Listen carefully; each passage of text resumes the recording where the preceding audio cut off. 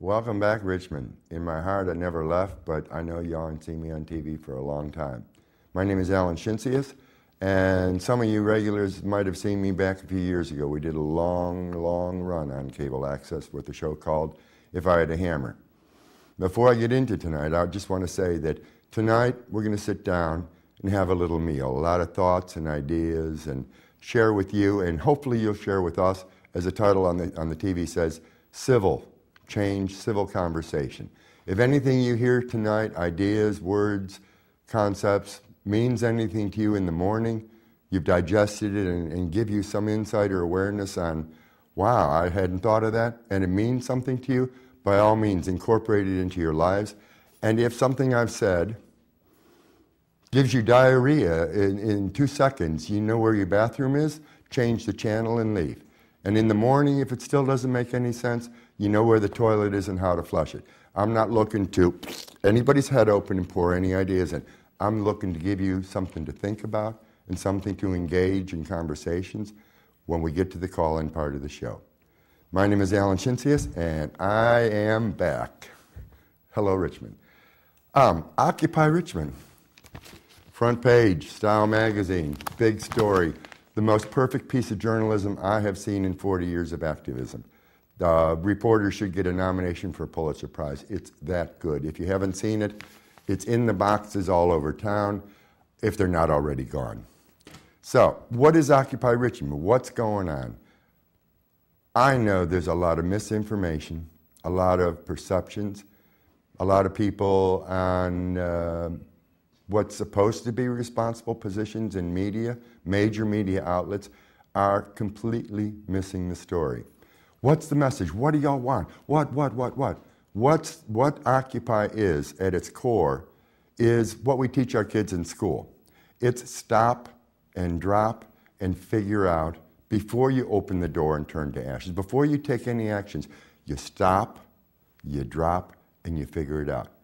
At its core, Occupy anything, Occupy everywhere, is about this process of how to go about figuring a way out of the fires, of the destruction, of the collapse, of the ruin, of the mortgage, of the meltdowns of nuclear plants, of the BPs in the Gulf Coast, of this horrible, deteriorating, downhill, snowballing reality that we live in.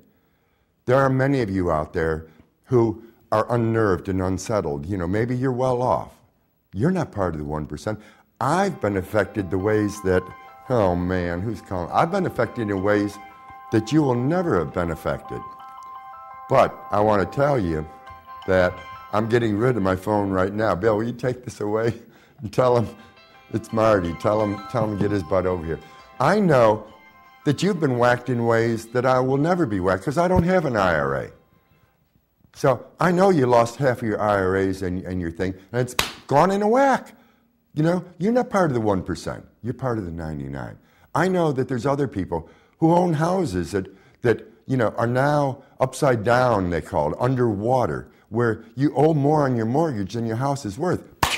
I know people between a house that has a family that is doing what every American always has done, on the other side, and the guy in the middle, roadkill. This is serious, folks. Occupy isn't a bunch of hippy-dippy freakouts down there yahooing because they love to yahoo. These are serious, dedicated, concerned, passionate, trying to keep us collectively from careening over the edge into a dark chasm, the dark ages again. That's what people need to understand. Occupy is a process for us to sit down in a civil way, all viewpoints factored in, and then and only then do we move forward and say, this is a solution. It's as if we have this giant ship, and Newton's law says the body in action remains in action unless and until it's acted upon by an outside force.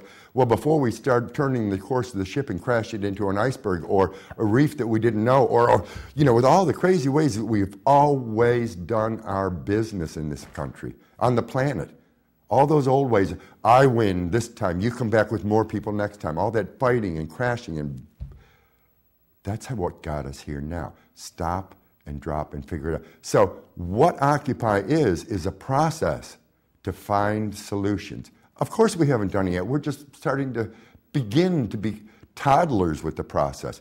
We will achieve mastery in that process of stop and drop. Y'all can be part of it.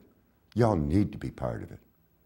I have a guest with me tonight, a young woman I met slightly before Occupy showed up everywhere, and I want to turn to her and include her in the conversation now because I'm curious, what hooked you? Why did you get involved with Occupy? By the way, this is Bentley. I'm Bentley. I got involved in the Occupy movement because I was never into politics. I never agreed with politics. I never agreed with the government. I never voted. I'm not a voter. I don't believe in the left and right. I believe in equality. I believe in a balance for humanity. And this movement struck me as the revolution I always waited for. And so I felt the need when I saw Occupy Wall Street to spread the word. Because it's global. It's not just... What's at the top of your concerns or issues that led you to get involved? Humanity. Just social justice. I really feel like we're part of a growing historical civil rights movement that stands for equality for humanity and a balance in nature of all life, all living life. So what are the ills or the wrongs of the world? What's your top 10 list of? I couldn't give you a top 10 because I think it's almost infinite at this point. Top 10,000? I can't put a number to it. It's, the destruction is monstrous, and the love has disappeared. The common sense has gone out the window, and so that's where I stood with it. Mm-hmm. So one of the things that I think consistently, come on, Marty, get your tail end up here. One of the things that I think consistently people want to know is, what's your message? What are your issues? What are your demands? And they're screaming and yelling, we're a bunch of this and that because we don't have that.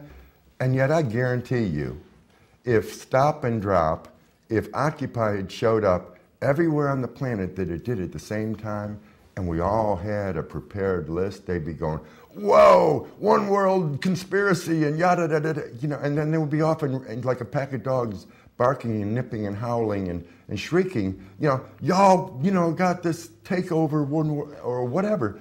And yet at the same time, we don't have that because what we're doing is creating a process for solution making that hopefully would be more fail-safe than anything that's been tried before. And somehow that piece gets missed constantly. You understand what I'm saying? Yeah. Marty, welcome to the show. I don't know whether they're going to get you on camera.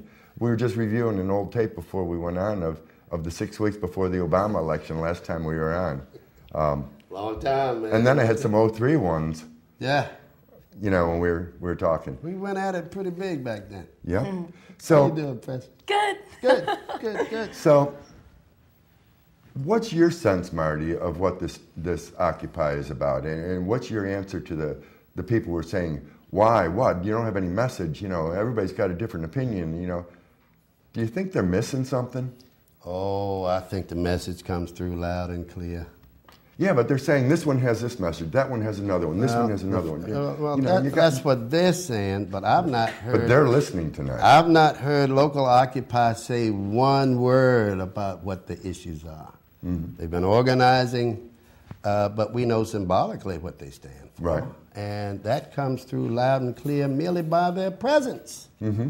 That someone is committed to stand up and eventually... But even if not then, right now the message is I'm here because enough is enough. Mm-hmm. That we have had wholesale thievery out of the top of the U.S. economy. I call it economic mountaintop removal. Economic mountain, that's an excellent term And then for they it. leave us with devastated landscapes and poisoned streams, and we're supposed to pick crumbs and little shreds of food and meager economic existence, and there's just this whole devastated, poisoned landscape with nothing but tainted leftovers. And those at the bottom of that economic ladder always are the ones who suffer the most.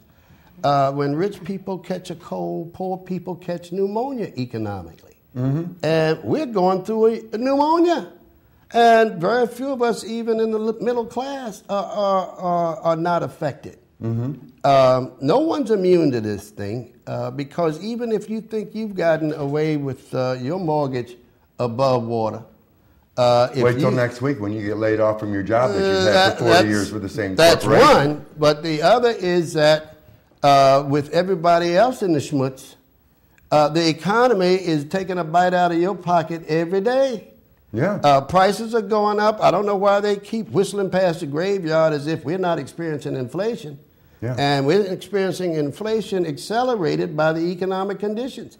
The ravaging wolves are out to eat us all with the banks, with the fees that they're trying to slap on us, notwithstanding all of the regulations that the Obama administration tried to put in place. Right. And so none of us are unscathed here. More than that, though, there is a vision that we can get through this. That's implicit in the Occupy movement. And that's the process of stop and drop. The Occupy movement did not come to tear down. It came to lift up. And that is coming through loud and clear, notwithstanding what people want to put on everybody else. I'm hearing that could be as many as 1,700 nationwide Occupy movements going on. Yeah. If that is indeed the case, and all we hear about is four areas of disturbance, that's good. Yeah. That's a good record. So let's look at the real message. And that is, we didn't come to tear down. But blood at 5, fire at 11, watch the news. Yeah. That's what media does. Yeah. Because they're about making money. And blood at 5 and fires at 11. Oh, blood sells. Blood and fire sells. Blood sells. No question about it. It's a reality. Probably talking to a vegan here. No. No. Okay. No, she's a carnivore. All right. So I just recently was working for someone who has worked for the same corporation for 48 years. He got called from the executive and said, meet me at the coffee shop. At the coffee shop, they bought him a cup of coffee, and they told him, we want you to go to Human Resources and get your last check and some cardboard boxes. You're gone. Pink slipped. Yeah. 48 years. No. 48 years in middle upper management. This is about everybody. Oh, yeah. What's going on is, I promised I wouldn't go vulgar tonight, that I wouldn't curse and carry on, because we want a good reputation. Well, anybody who's watched me knows now's the time when I go off into a string of obscenities because, but I'm not tonight. All right. So Bentley, what are the kind of things that you're seeing out there that really get your blood boiling, that put the fire in your belly, that make you want to do Occupy? I see the world suffering in many ways, and that suffering makes my heart feel the compassion to use this body to service humanity, because I believe in love. And so you don't subscribe to, in order for you to get yours, you got to take it away from somebody else? Absolutely not. That's standard dog eat dog, the way it's always been. Well, that's the pep that's out here. Look, I happen to know that you are in business. I've been in business all my life, so have you, for the most part. Right. The fact of the matter is there's only one reason to go in business, and that is to make a profit. Anybody tell you different, they're lying. All right? But profit without principle is thievery. Say that again? Profit without principle is thievery. And what we're experiencing is a thieverous group of individuals who bubble up to the top by virtue, there are only two ways to make money. You make legally. Right. You make money off people, and you make money off money. And what they've done is trick up the rules by owning the government and the various levels of government in such a And the way rulemaking. that they have created rules that allow them to bubble up to the top so fast. It's an astounding number when you figure over the last 30 years, household incomes, wages, Right. adjusted for inflation, have not risen virtually one scintilla, while those at the very top have had increases over 300%. That's an astounding Isn't number. that just the usual same old, or has that changed over time? No, it has changed over time. It is not what used to be. In fact, I meant to bring this article today. It's an op-ed piece in the Times-Dispatch that laid it out beautifully. It's a professor out at the University of Richmond. And he laid it out incrementally from 30 years ago. And the gap between wages between the high end and those that ordinary workers, and incrementally it went up, but it zoomed up in the last 10 years, and that's what we need to look at. They've tricked up the system, they've hijacked the economy, and the ripple effect is causing devastation all over the world. When the president is now in Europe with the G12. They're hurting over there. They've got some serious work to do to keep from Europe collapsing, because when it does, the rest of us going to go down with them. That came out of the US of A. Right. We can't blame that on So anybody it's precariously stacked, and we're in danger. Sure. And you know, there are social consequences to economic failure. People get hurt socially. Local government's budgets. I'm on local government. Our budgets increase when we have to take care of more homeless, more mentally ill, more hungry people, more sick people. Medical bills go stupid as they are currently now.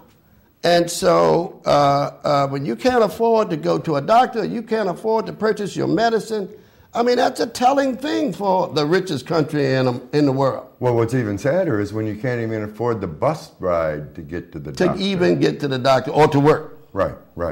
Yeah. Okay, so I need to know how this phone works. Is it totally out there? Okay. I don't know.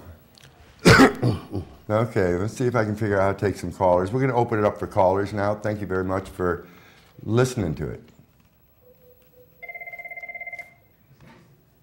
And the speaker button is, hello caller, welcome to the show.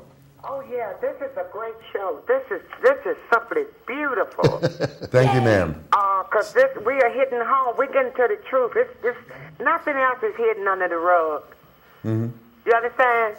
Now we have all the jobs that they're talking about. They building up this and building. Yeah, they got a lot of jobs, but all the jobs way out in Henrico County, Chesterfield. And they don't even have transportation. They say they don't want them out there. Come on. So how can now these military men coming home? Where they going? Yeah, the bread's on the other. Where they going?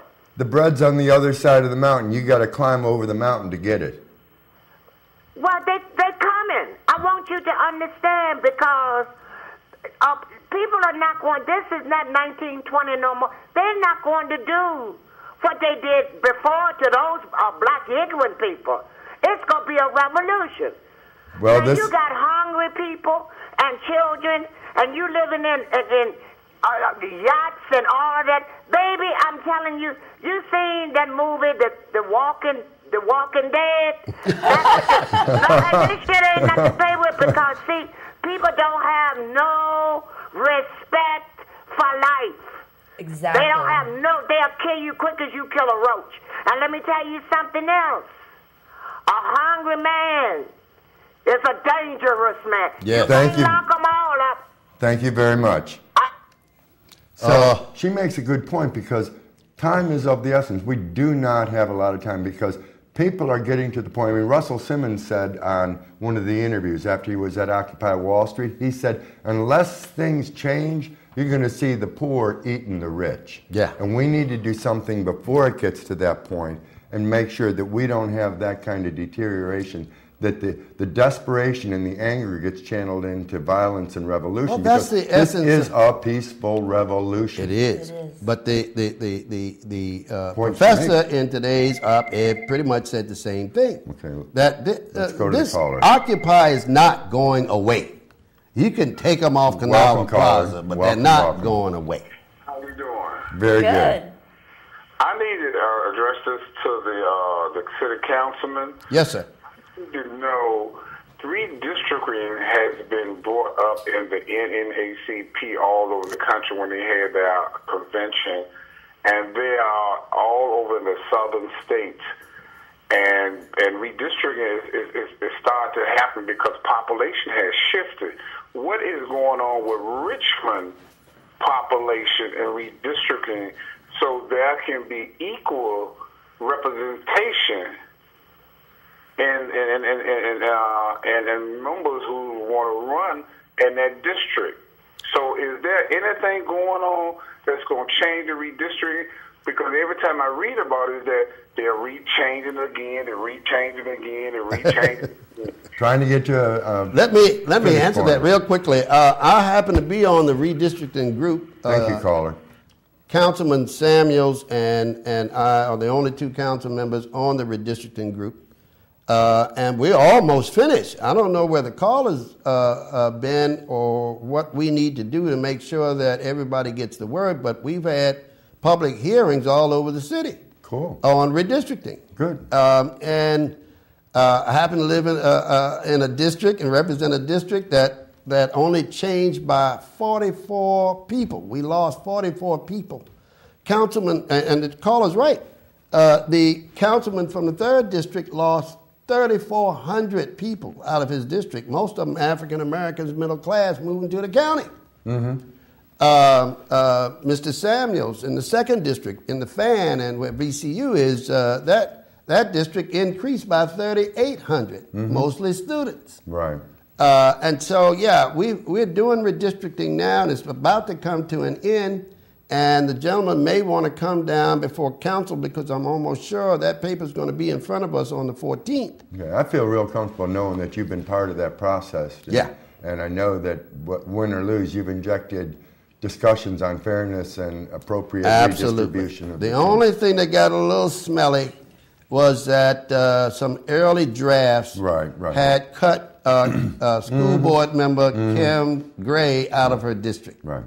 And she would have had to be moved over into the 3rd district where she's got no experience. So we moved her back. We got that straightened out, and I'm going to take credit for it. Cool. Yeah. Like I said, Sue me. Without knowing, I knew. Yeah. So we got any more callers coming in? Not right now.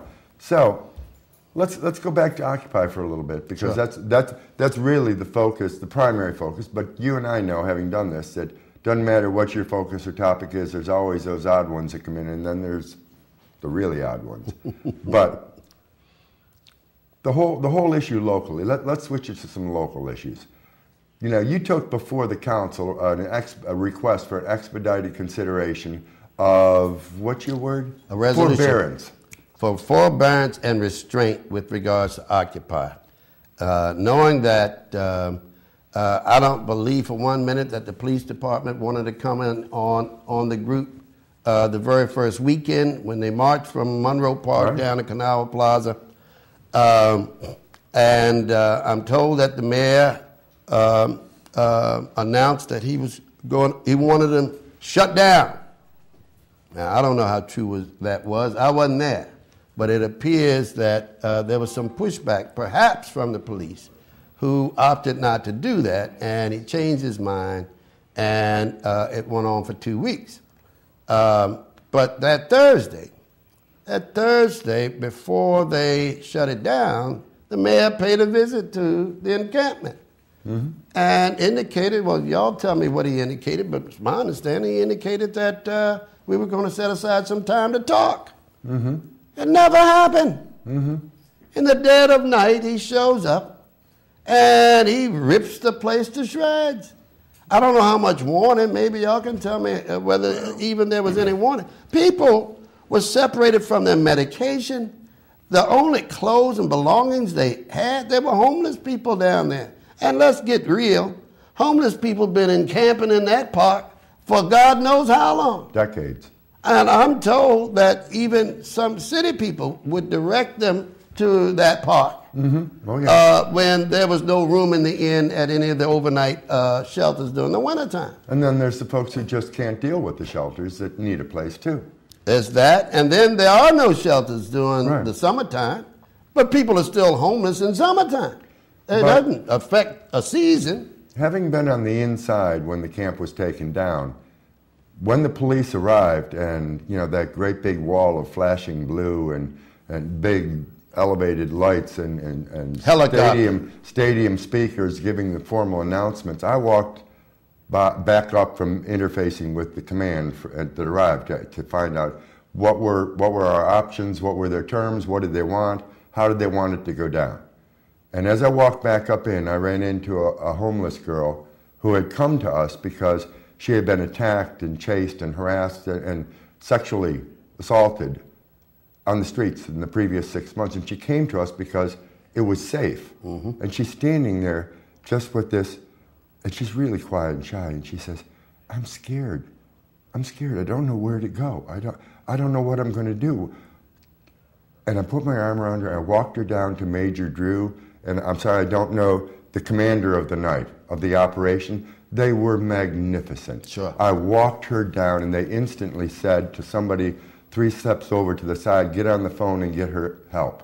The schizophrenic girl who was by choice not wanting to take her medicines because, you know, the meds just, so she was schizophrenic and she couldn't deal with this. So some of the long-term, decades-long residents took her away and down and out the quieter backside of the plaza. The man down there for decades in a wheelchair with no legs, I indicated immediately where his tent was, the first tent he's ever had in his life, and his wheelchair, to make sure that they didn't come in and hurt him by accident. And then we proceeded from that. And as we were gathering up stuff from the kitchen, we took the most essentials because we knew we didn't have a lot of time. We took the absolute most essentials and then said, the kitchen's yours. We knew they weren't going to give us time to take everything out. Thousands of dollars of stuff was lost.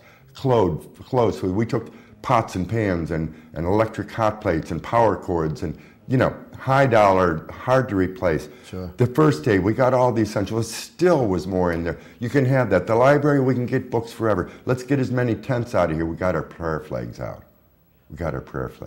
But we indicated we're abandoning this space. It was not disorder and it was not fascist brutality. There was a command structure that held in place with the city. And the other side of it was some sick puppies in blue started to slash tents in contradiction to the orders that they were given. And when confronted by myself and other Occupy folks, this is not the command protocols we were told were to be in place tonight. And even the other officers corrected them. So there was restraint, and to be honest with you, we had some sick puppies on our side too. One little deer-hearted, inebriated, diminished fool stood on top of the pyramid yelling, come on, you, bring it on, bring it on. And he was very quickly helped out of the place and spent the night in jail with us down there.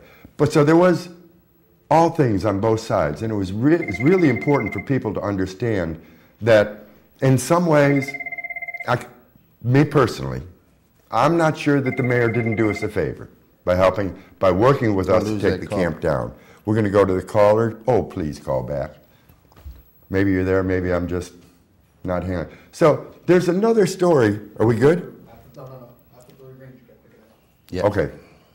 So there's another story behind the headlines and all the blood at 5 and this and that really people need to hear and understand. I'm really proud of this city that we did something civil in taking down this camp. No blood, no injury, and arrest of only those who on principle stood up and said, I want my place in the paddy wagon. So. And that's an important story because I do believe that this police department wanted to practice restraint. Oh, absolutely. And they did so for a solid 2 weeks. And the mayor too? You know, the first week, we sort of, everybody was a little nervous. And you and I and Bentley, and Josh, we sort of liaison between the police and the CAO and the mayor, and we thought we were on a pretty even keel, but that there was restraint on both sides. I was astounded at the level of serenity that was in that camp, where everybody had a mission, everybody had a task, an assignment. They were all called a task on it. Go ahead. Let's go ahead, caller. Welcome. Yes? I have an issue. I live in Richmond, too. Are you guys talking about the Richmond police right now? We're talking about Occupy Richmond and the interaction that happened with the police when the camp came down. All right, wait. Can you explain to me what happened? I'm sorry. I wasn't aware of the situation. On Halloween Eve, a large police force came down, surrounded, and forced the closure of the Occupy Richmond encampment, which was illegally occupying Kanawha Square in downtown. If by illegally, I mean the laws exist. Many people, myself included, feel like the laws are illegal laws themselves in violation of constitutional rights. And there's whole legal stuff to play out there. But when you believe strongly that the law is wrong, your highest responsibility as a citizen, I believe, is to stand up, make them arrest you, and challenge the validity of the law through the court process. And that's basically what I did and many others did. But the camp itself was a large scale saying this law is wrong, free speech. The conditions of our society are so serious that we need to break this law to get your attention on track. And that's. But isn't that like Martin Luther King? Isn't that just how we're supposed to civil disobedience? Absolutely. Because the cops have too much authority. And that authority that they actually have is authority they think they have. They think they can do some of these things that are actually completely off. Well, some do.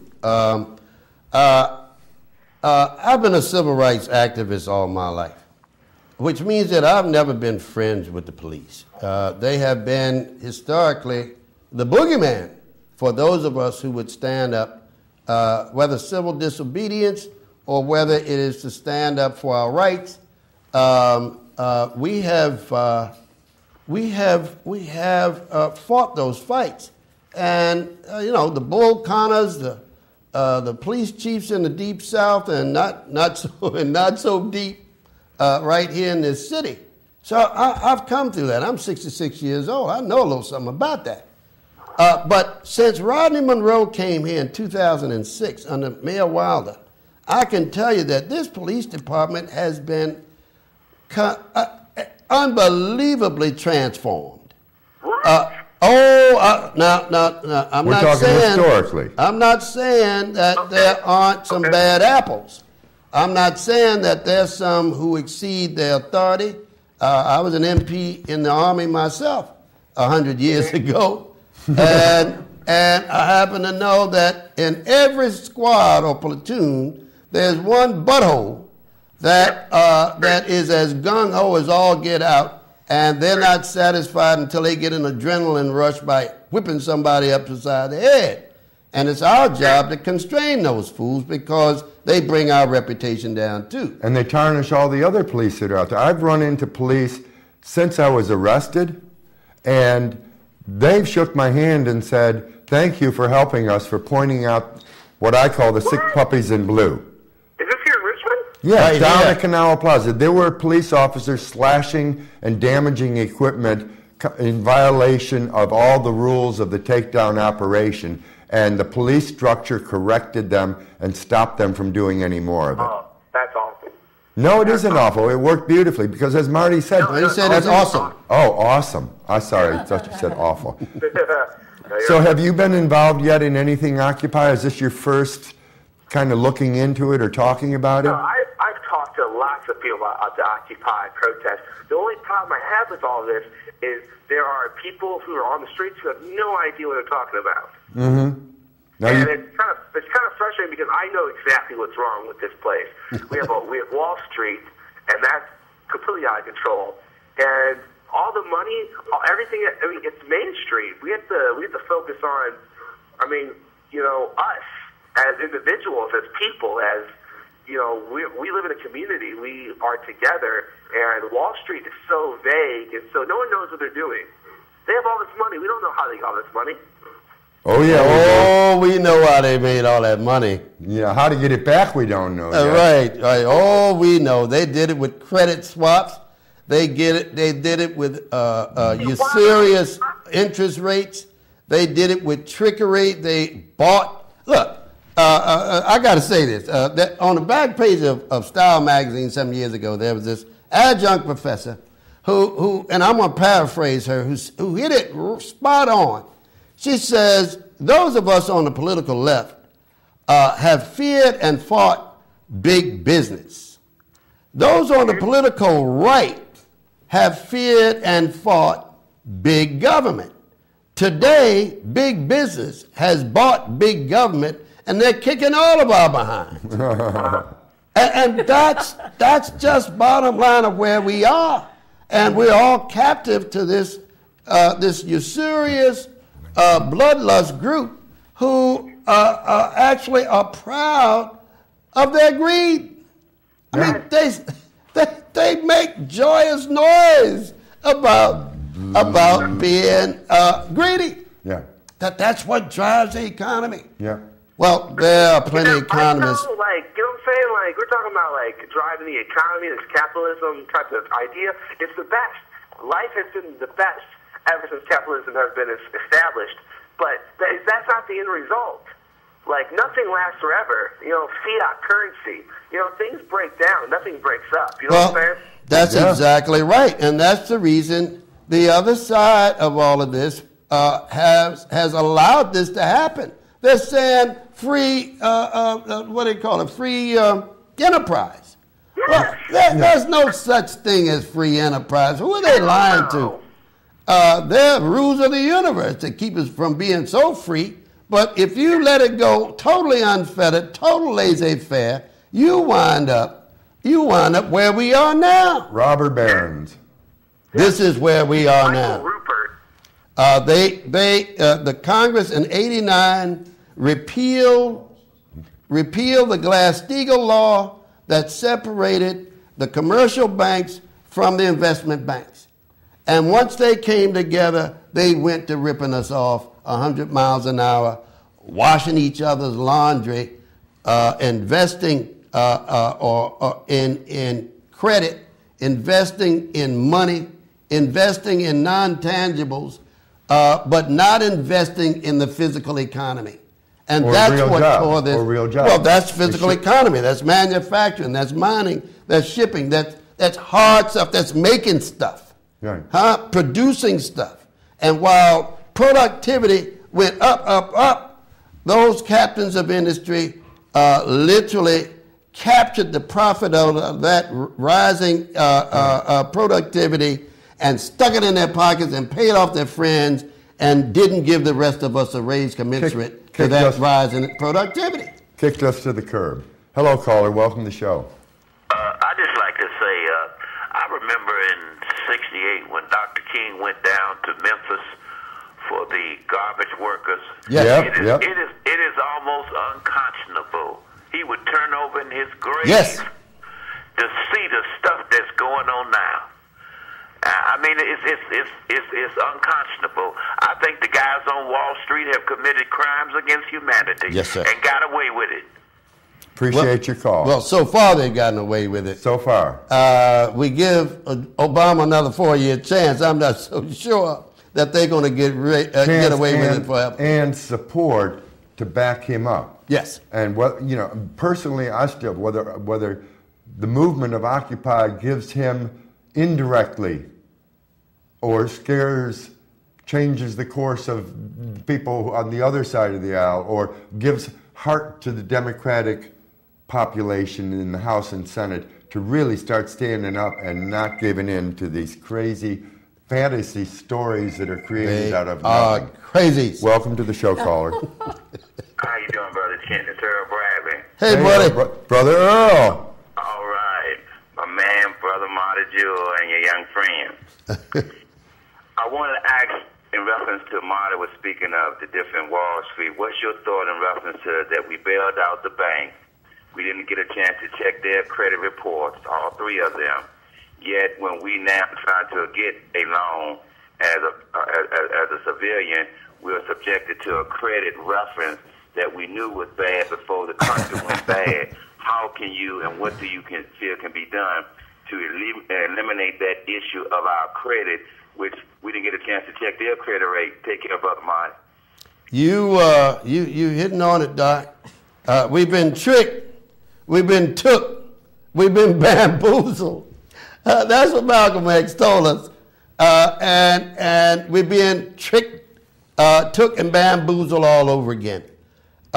You've got those on the other side of this issue who still, however, seem to think that there's nothing wrong, that it's okay, that this thievery supersedes our own interests. I don't know whether they're social values or cultural values, but somehow they make excuses when they too are being ripped off. I don't understand this. How do people continue to vote against their interests? I'm praying that there's somebody out there that can call in and give us an explanation or attempt to explain how in God's name do people over and over vote against their interests? It's political and social Stockholm syndrome.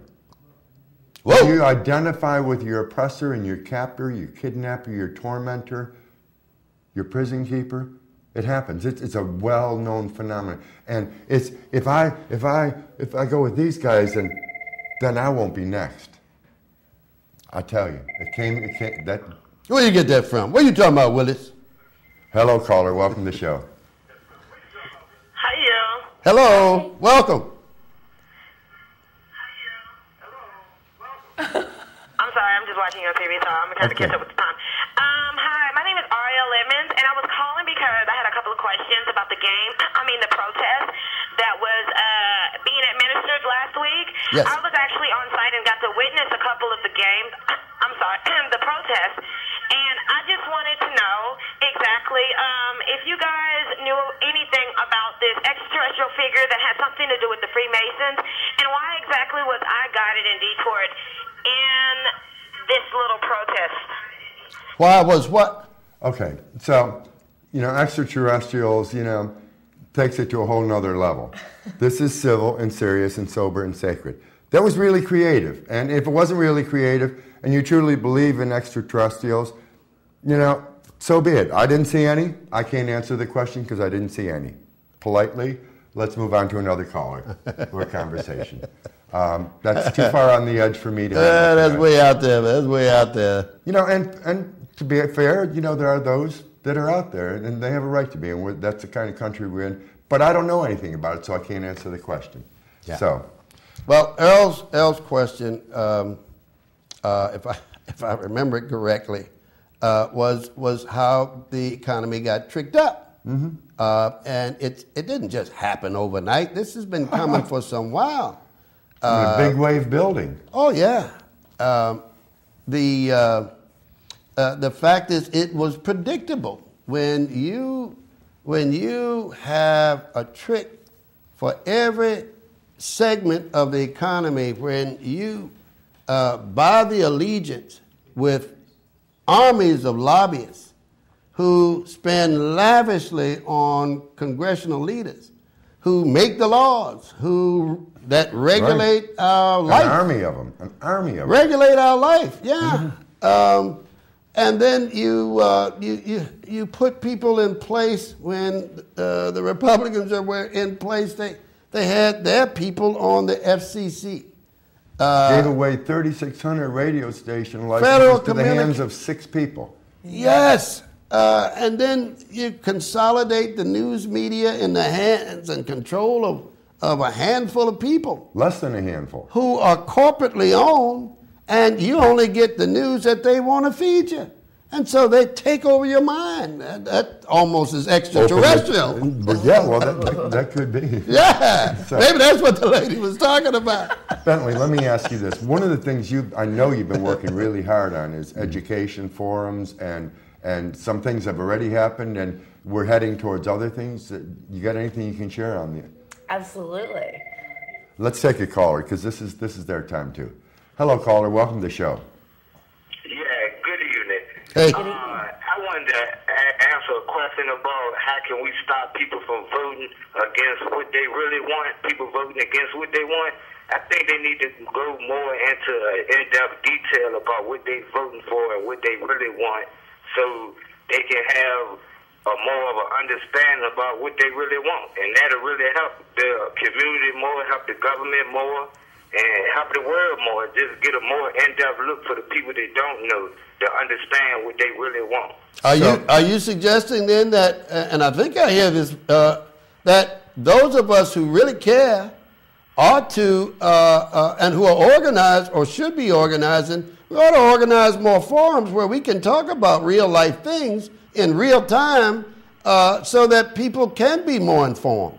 I was complaining just recently about how there aren't that many groups sponsoring forums. You got the Time Dispatch that does them. Oh, well, they control it. Yeah, they do their thing. Well, no, I don't want to beat them up. I'm glad. They're doing a pretty decent job, but their issues aren't the issues of ordinary people. Exactly. Necessarily. Sometimes they are. Yeah. You know, and I have to be fair. But you've got various groups. You've got Richmond Peace Education Center. You've got the Baptist Ministers Conference. You've got Richmond Crusade for Voters that ought to be talking about voting issues, Quakers, voter education, the Quakers, the Defenders, yeah. Yeah. We need more forums and invite the world to come down. Let's talk about this stuff, because oftentimes you learn a hell of a lot more when you can share information with each other than anything you're going to get off of that TV and out of the news. When you watch the TV, you think, well, I'm his enemy. You know, you get this slanted, biased little narrow slice of something, when in fact, if I sit down at the table with you, I might find out that my list of things that we agree on is huge, and I would not know that watching Channel 12 or Fox or even some of the other ones. Sure. Appreciate your call. You got any other questions or thoughts? I think he left us. Okay. Did I turn it off? No, he just left us. Who turned it off? You did it? I don't know. I really. Thank you. It's been so long. Thank you very much, caller, for joining in. So we're talking or getting. You were getting ready to talk about the education stuff with Occupy. Yeah, education and outreach are reaching out to the unions in the community and community leaders and anyone who's interested in sharing education. The next forum that we have is this Tuesday at VCU in the Commons Theater called Why Occupy. And there's a lot of really beautiful things going on here. It's the second forum we've put on, and we are planning more, and I believe that once we get that outreach in the community and we build our family stronger, then all of these questions will be answered and we'll have a better foundation to work with. That's so important. And I don't know, you ought to tell them that there are going to be many more. This is going to be the last one. You got to come to this one next Wednesday at what time? It's Tuesday. Your only chance. Tuesday. Hurry, urgent. From 7 till 9. This is your only chance. Pass the word around and get everybody down there, because it's a hugely important subject. It's a life and death subject. There's social consequences to economic failure, and everybody's affected, and we all, by and large, those who are listening, are part of the 99%. Maybe you want to talk more about that 1% and help. Well, I want her to go back and give people the time, date, time, and address. Okay, VCU Commons Theater, 7 o'clock, November 8th. I believe there's an election that day. Oh, address? Address is 907 Floyd Avenue on the first floor. Again, it's called Why Occupy. 7 till 9 p.m. And it'll basically begin to talk about, why we're here and through the movement, how we communicate with each other as occupiers. And at the very end of the discussion and education, we'll have Soapbox, which anybody can come and talk about any issues that they have. And newcomers get to go to the head of the line. Absolutely. First-timers get to go to the head of the line. So great. It's been a great night. How much time we got left? 10 minutes. Oh, man. We got callers? Okay. So 8 minutes. 8 minutes in discussion. Can you believe the hour's almost gone? We can cure cancer in 8 minutes. I know it.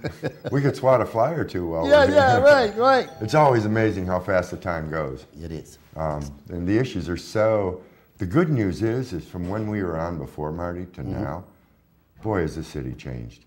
It has. For the better. No, it really has. I mean, your comment about the new police chief and the shift in the nature and the quality of the police interaction in the community and how that has shifted. You know, the shift from not having a mayor to a mayoral elected form of government. And by the people. Moving through the unsettled, wilder days and the first start. And accountable, now one mayor accountable to all the people. Yes, sir. Yeah. Richmond is on its way. And that's why I'm dedicating this series. This is really more than about just Occupy. Occupy is one small element in it, but a major player right now for Richmond.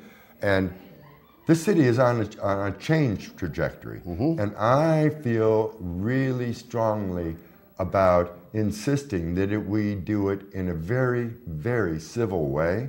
These forums and sit-downs, and let's find what we agree on. Because this city has such a dark history of things that were called civil that everyone knows. 625,000 lives lost in defense of the right to sell humans into bondage and their children's children's children.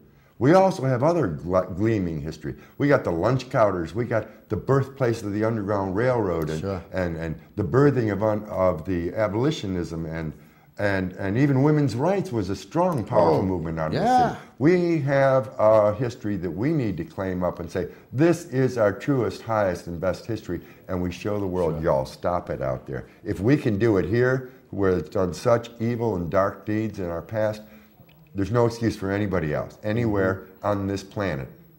You can get it together. If Richmond, Virginia, the capital of darkness, can do this. Right. You know, absolutely. And we are doing it. That's the beautiful. I mean, it wasn't happening when I first came to town. We were like stuck in a swamp with swamp gas all around us and all the gas of the old history. I mean, it was like you could feel it when you walk the street, the anger and the resentment. Oh, yeah. Richmond was the epicenter of massive resistance. Oh, yeah. Against I forgot Brown that one. versus Board of Education. Close the schools. Shut down schools. Generation without education. The Time-Dispatch news leader were the mentors, the prompters. The billboards. Of billboards of how to resist.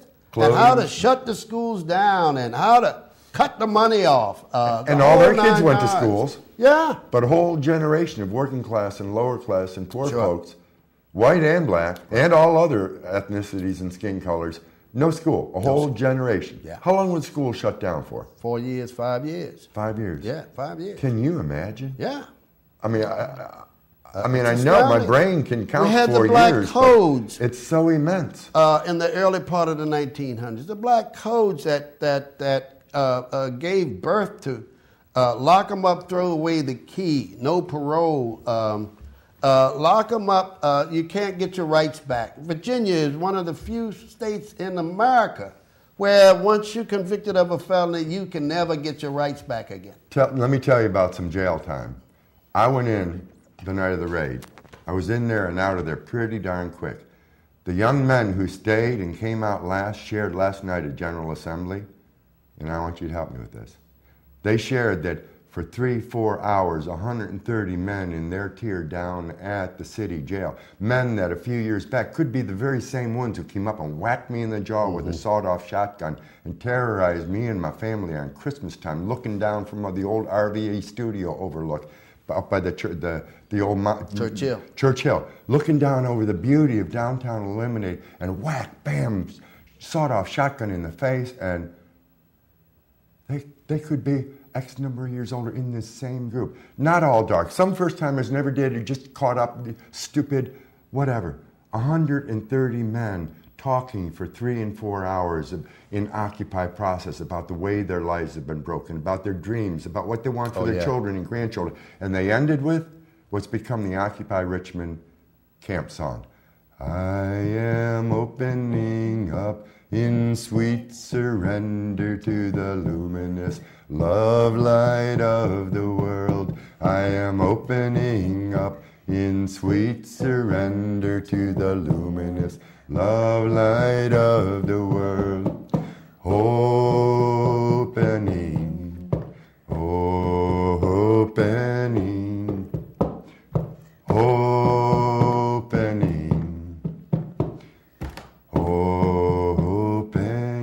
not loud, not rowdy, not angry. For the first time in their life, something touched their broken, hardened, hard-edged, crushed hearts, and they connected with something. That's Occupy. And they occupied. They occupied City Jail. a tier on Occupied Richmond City. Richmond City Jail. Occupied Is a that tier the on bomb Richmond or City. what? And every type and kind, including the hard and dangerous ones, softly singing this soulful song of the heart. Yeah. That's, I mean, if we could have that in every tier, every night of the year, can you imagine the changes? Sure. I've spoken to groups about the size, 130 in a pod. Yeah. And it's astounding how good they look. They get away from those drugs and out of that street that's been tearing them down all that time. They get rest and they look so bright. And if you're saying something respectful to them, they hang on every word. They do listen. They want to do better. They know most of them got caught up in a bad time and a bad mindset. Stupid. And they did something stupid. They know, most of them won't even try and claim that they're innocent, although some of them are. Yeah. But by and large, overwhelming majority of them are not, and they know it. The fact is, they realize that they've done something stupid. They hunger for something that is transformative, that is redemptive, and as they're fed, they eat it alive. They eat it up. Right.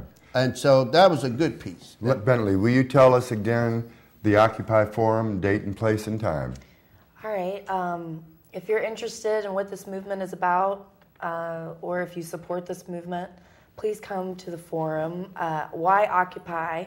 Tuesday, November 8th, 7 to 9 p.m. at the VCU Commons Theater, 907 Floyd Avenue, and it's on the first floor. And I want to make one last pitch to empty the Style magazine boxes. We want none of them going back when they show up at those boxes to bring the next edition out. Y'all really need to read this and keep it and share it with your friends, your neighbors, people at work. This is a keeper, folks. This is the inside story, the best piece of journalism I've seen. This week's Style? Yes. I haven't gotten it yet. Oh, I got a copy for you. I'm carrying. Yeah. I want to thank Leroy so much for making this hurried coming on work so well. I want to thank our friend Whitney for showing up and doing some behind-the-scenes documentarian, which will be posted. I want to thank Bill for standing by and catching a lot of odds and ends. If there are people out there with Occupy watching or in general who want to become part of the team that puts these shows on, that does other media stuff around town, or 1,000,001 things that Occupy is trying to do, please be in touch. He's got the website up, and there's also a Facebook page. You can also go to Facebook, Occupy Richmond-Media, Occupy Richmond-Education, Occupy Richmond-Outreach, Occupy Richmond- a lot of things. Find us. We'll find you again a week out, and for the next 5 weeks, 7:30 on Friday nights. If I had a hammer, next time I promise I'm going to have the old song by Sam Cooke, or maybe Martha Reeves and the Vandellas. I just want to give kudos to this lady and those people that she is associated with in this Occupy movement. I can tell you, I'm enthralled at the level of courage, the level of commitment that I see, willing to take on the world, but do it in a peaceful way. Brave that cold, brave hunger, brave disorder, trying to bring order to disorder. That's an amazing thing. And we haven't seen this kind of stuff in a long, long time, in a generation or more. I don't think I've seen anything like it in my whole life. I'm getting maybe not. I'm getting to be a little bit old. When I came through during the Civil War, Civil Rights era and the Vietnam era, we were angry. We were tearing up stuff. Thank you, Richmond. We sang a lot of peace songs. We love you. Come join us. It's all for love. Peace, man.